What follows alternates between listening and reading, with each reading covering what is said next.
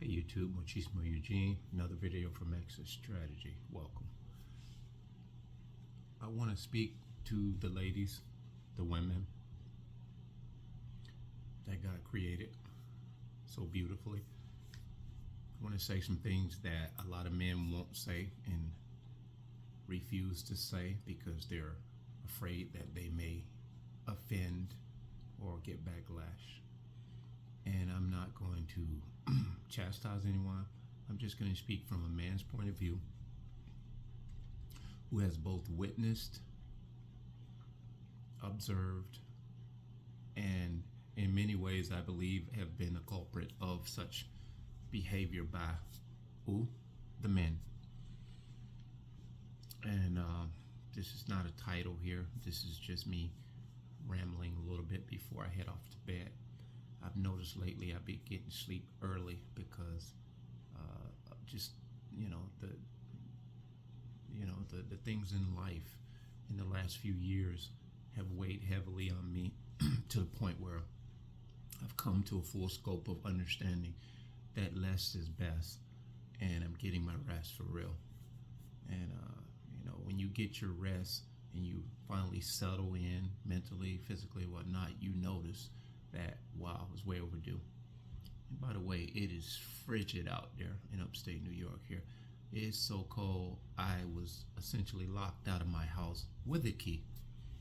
I tried as I may to put the key in, and I had to get my salamander, battery-powered salamander, to warm the door knob up, and to no avail.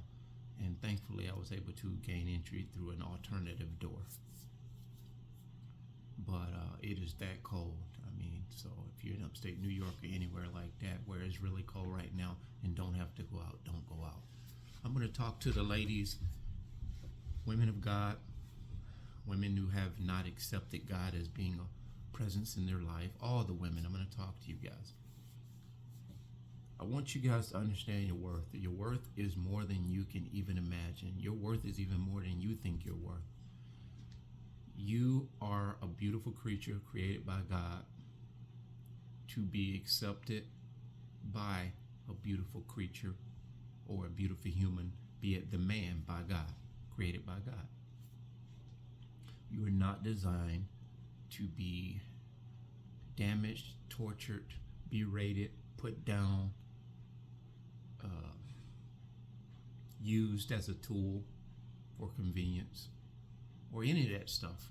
But by the same token, you are not an individual created with the beauty within and without, to the point where you go around in life and you understand that you have a power of sorts, be it your beauty, your physicalities, your curves and whatnot. You get where I'm going with this.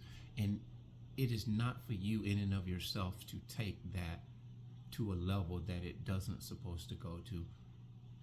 That is not for you to gain leverage over anyone, namely a man, to garner this man's attention, financial stability, or what have you, because this is not God's design for you.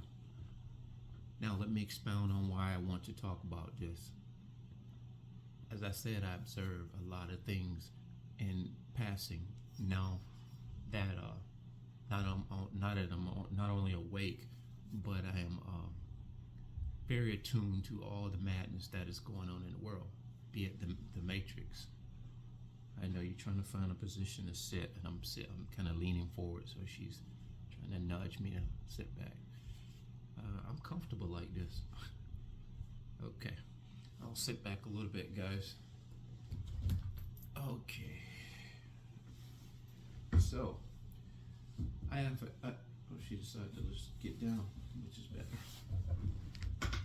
I have observed many occasions women who are in toxic relationships. They've gotten involved with all the wrong type of males. And when I say wrong type of males, what is the right type of males? That's for another time, but I'll tell you what the wrong type of male is. If you in your wholeness, you in your beauty, you in your stability, happen upon a man that you perceive to have like-minded ambitions and it doesn't work out for you, it is because of a few reasons. Because you have an energy and you assume somebody matches your energy just by what they're saying out of their mouth. That can be a big deception. And a lot of times you women, like us men, you'll meet a man that is dressed apart, says all the right things to get your attention and lure you in. In the entry stages, they're telling you and they're showing you who they are. But a lot of times you're just not paying attention, women. Case in point, woman who has a job, she's stable, may not be making a lot of money. She is taking care of any and all things regarding her home. She may have a kid, she may have 2 or 3 kids, she may not even have a kid. Any of those scenarios will work in this illustration. She goes to work, she does what she has to do. She also tends to go out occasionally, or it's a one-off. Her friend or girlfriend invited her to a party. She happens upon this party. She interacts with people in the party. This guy comes over and he engages with her in conversation. She's probably having a few little drinks, but she doesn't drink a lot. And this is something to watch out for, women.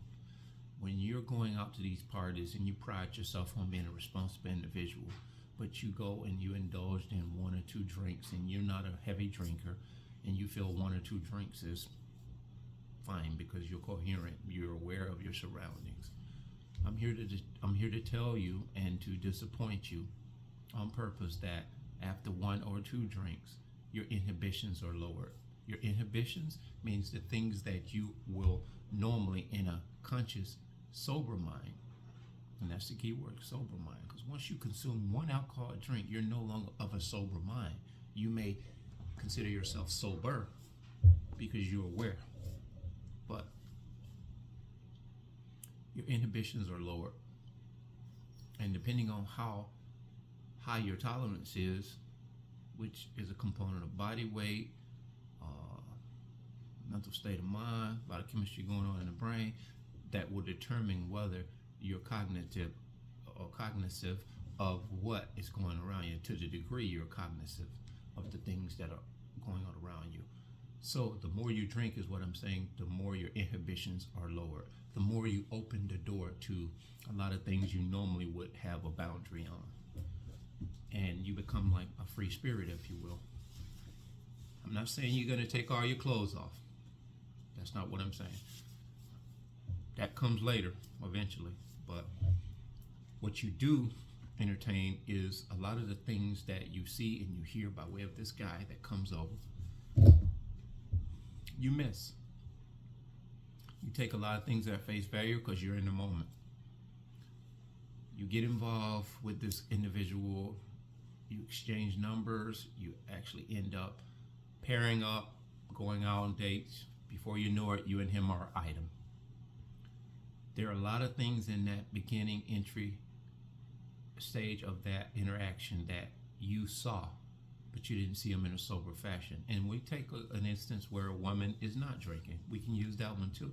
But again, there are so many things in that entry stage of that conversation, that first time you met them, that they are doing and they are saying that we somehow dismiss, because he may have the muscles, he may have the photogenic appearance, he may be dressed apart, he may have a fragrance on that is driving you crazy, or even his pheromones in general may just be, loosening you up to the point where you're curious of what more is there about this guy that I can gain and attain to as far as what I see here. So again, with the alcohol and the one who's consumed it, you go on and you get engaged with this individual. Before you know it, you guys are item, and he has said some things that he was not really doing well. Fell on hard times. He's out of a job, which is a sign there that might not be a good thing for you to pursue, unless you know that this guy is consistent in working, and it may be for reasons outside of his control. Basically, if you've did some background checking on this guy, that would very much help to understand who he is. Or if you're paying attention in days prior to you actually getting involved with him, but this is a thing that we didn't pay attention to, or you didn't pay attention to. And so he's giving you some truth, and he's giving you some deceptions. So now, a few weeks in, he is living with someone else when you meet him, but it's a situation where he may be living with another guy, and the other guy may have a girlfriend. And so what you're saying, we're dating, I'm seeing him, and in the back of your mind, you're really concerned about not having him being an open target for some other girl to come over there and pair up with him. So what you do, you suggest that he could just stay with you, which is right down his alley. So you've, in essence, taken him into your house because you're involved with him. And these are many women that do this. It doesn't make you a bad person. I'm trying to show you where, look, this is something that we all have done on occasion. And this is some of the very things that has put us in the positions that we're in. And we're trying to find our way back out of it. So you take him in, he's living with you. Before you know it, he doesn't have a car, by the way. You end up having to go to work because I've said you're this responsible individual. And he seemingly has his stuff together. Seemingly. So, he tells you he's going to go and apply for a job. He's going to take the bus, blah, blah, blah. So you end up saying, well, I got to be to work at 7 o'clock. Your interview or whatever is not till 9. Why don't you just drop me off and you take the car? Okay. He takes your car. He does what supposedly he was supposed to do. You get off of work. You text him, when are you coming? Are you coming? He'll say, I got held up. I'm blah, blah, blah. I'm doing X, Y, Z. Be there in a half hour. Half hour goes. He's actually 45 minutes getting there, if not an hour. He pulls up. You notice your car has the donut, which is the spare tire, on the car. You nonchalantly, casually get in after waiting an hour outside of your job. Everybody's asking you, are you okay? You okay? You say, no, I'm okay. He's coming. He got tied up. So you're having to give excuses and explain to people why you're standing out at your job, which is unlike you. They know you normally drive yourself to work. So anyway, he pulls up, spare tire in the car. You get in casually, ask him, what happened? He looks over and you say, like, what? What's up? And you say, well, I noticed I got a different tire on my car. And he'd be like, I hit a pothole. So that's what kind of took me a little bit of time to get here to get you too. Now, I'm going to stop that right there, because at this point, I know a lot of you women who are listening to me already have lived and experienced this. You've literally adopted another child. That's what we do when we take the narcissist in. Toxic people. We have adopted another child in grown form. So what you find out quick, ladies, that you have signed on to the wrong thing. It's a house of cards. And it gets so pervasive and so intense as this situation with the car dropping you off, and you dare say you're going to drop them off on any particular day, because now they've gotten so accustomed to using your car like it's theirs. They're like, what's the problem? They meet you with, what's the problem? Why I can't drive you? And you think quickly in your head, man, I don't really want to tell them the truth, so I got to lie because I know they're going to get mad. And you find yourself not even being able to be truthful, to say, well, my car is damaged. I don't want to risk it getting any more damage. The curb situation, the pothole situation. Then the next week, the fender was broke and it was hanging.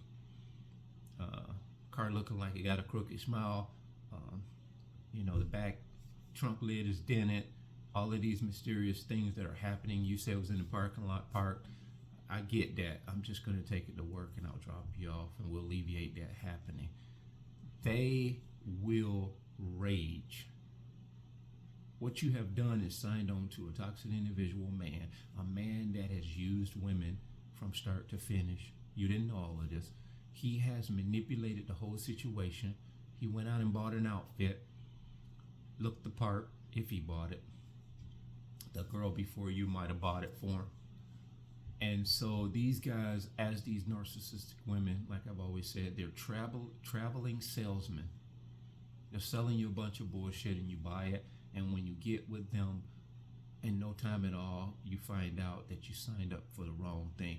And God forbid you already got out of a toxic relationship. And when we say toxic, you probably have experienced a narcissist before this narcissist.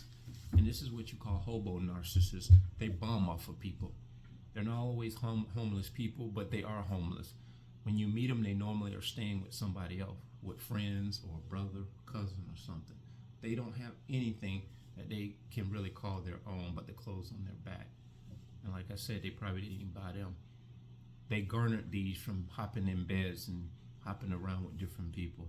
And certain women, when you're so undone and you feel so inadequate, so incomplete, when you already have a self-worth, you look for this good-looking guy on the outside to measure up, to make you appear to be whole to everyone looking at you from the outside. I don't not want to have a handsome guy or a nice dude up under your arms, but that shouldn't be the first thing you look for in him. When you see the signs, you shouldn't just automatically say, well, okay, that's not a big deal. I can deal with that. I just think we look good together. Don't compromise. I see a lot of girls with the guys with the dreads. This is like a new thing, and obviously I'm past the dreads. Any considerations there is off the board. But I don't knock guys with dreads. I'm not hating. I'm not a hater. But I'll show you something. There is something that women seem to be so captivated on the external that they are blinded by the internal. And men, there's a whole nother subject for them. But I'm speaking to you ladies, how you play yourself. And I'll show you why I'm so adamant about this presentation to you, because this is 2024. You can't do business the way you've been doing it before. It's better to be alone until the man of God or the man that God has put in your path for your good and your benefit. Someone who will accentuate you and complement what you already have.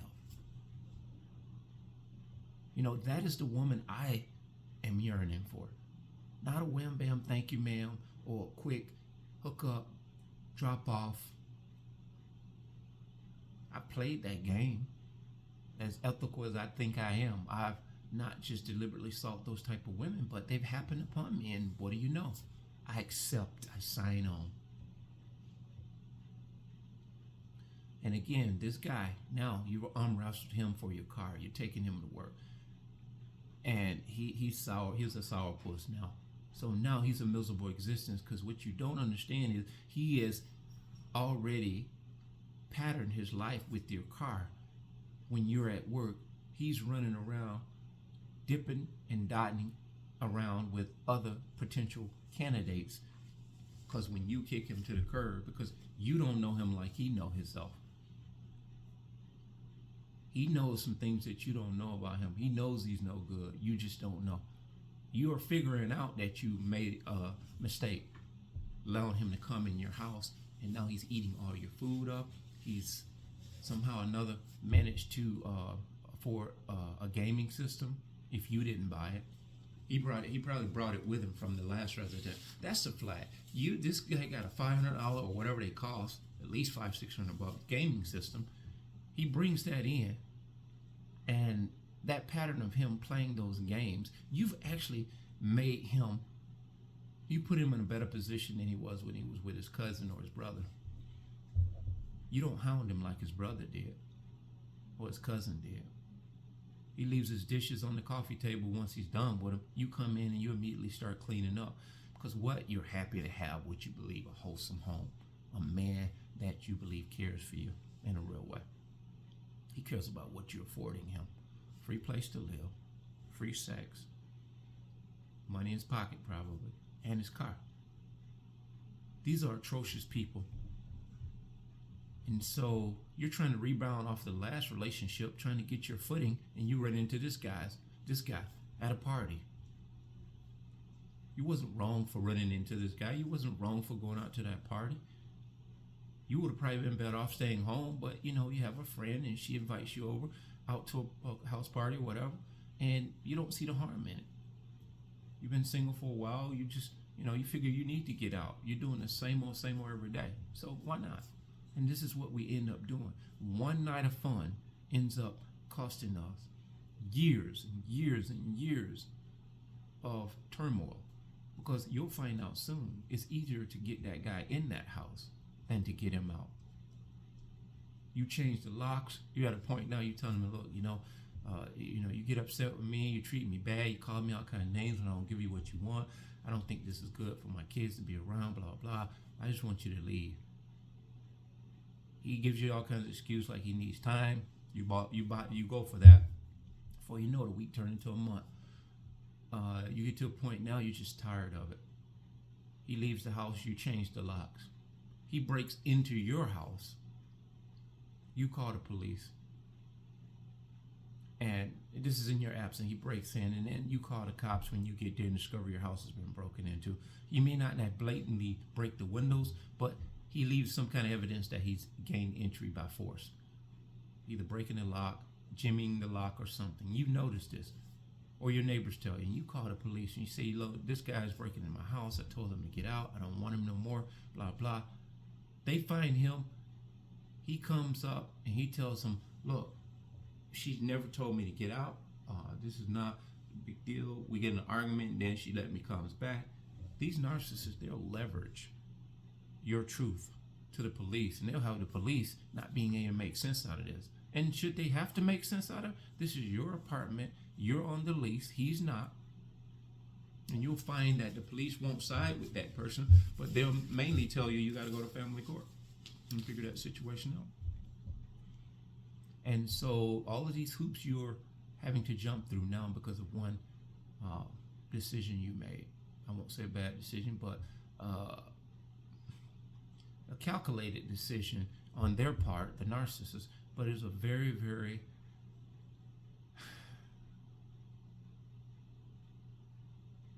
unconscious decision. Because when you're in a position of hurt and pain and unhealed wounds, you do these things. So I'm here to just tell you guys, now that we know about narcissists, it's not just a toxic relationship. We know that these are demons, be it a man or a woman. And I'm speaking to you women before I go. Learn to take time for yourself. That loneliness and missing a guy's touch, his arms around you, him doing the romantic things with you that you're so in search of. Those are the things that you can really, really wait on if it's to be had. But in the meantime, you really can consider whether this person is for you before you take that leap, because the things that you endure with these people, that pain and that hurt can't be undone once they've done it to you. Then you have to go on and heal all over again. Just a gentle reminder, this is a guy that appreciates you as women. I love and adore each and every woman that God made. Even the narcissist woman, I know that happens. That happened from a child. But being an adult, I know that they have to be responsible for the behaviors and actions that they choose, because the free will is given to every person on earth. But you beautiful women out there that have healthy ideals of life, I want you to be aware and be on guard of these things that I just mentioned, because the devil lurks. He comes but nothing else to steal, kill, and destroy. These guys I just spoke of, man, I see this all the time. And a lot of you women don't even want to speak about it because you're so ashamed.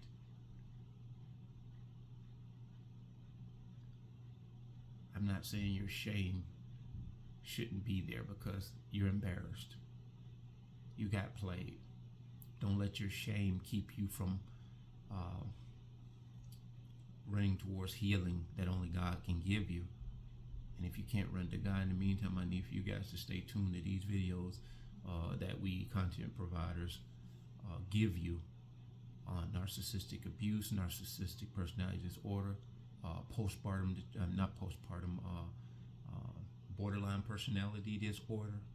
Because these guys will come in like they have a slew of mental health issues. And it's often some of the most beautiful women I've ever seen on the face of the earth.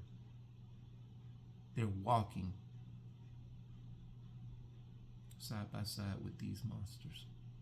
And I can see them.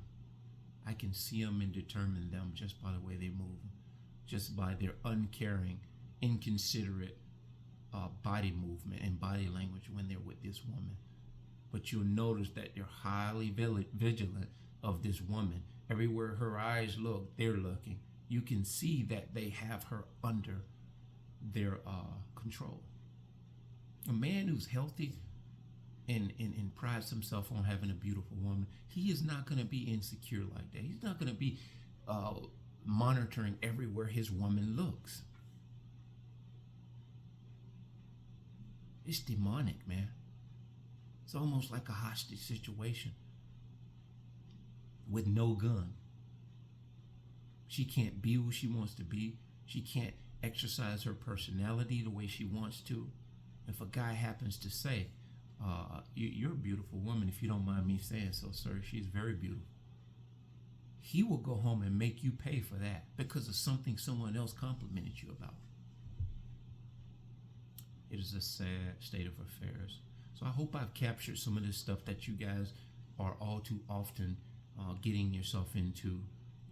Us guys, man, we can do a lot better to try to elevate and lift our women up. And I just wanted to speak to you women specifically about this because it is a concern of mine. And I have a daughter, and I talk to her about these things. And I just hope that she embraces her worth before she meets someone else who's trying to manipulate their way in and make themselves be the reason for the season. Okay, guys, I'm heading to bed. I've been resting my behind off. So in the meantime, until I see you guys again, bless.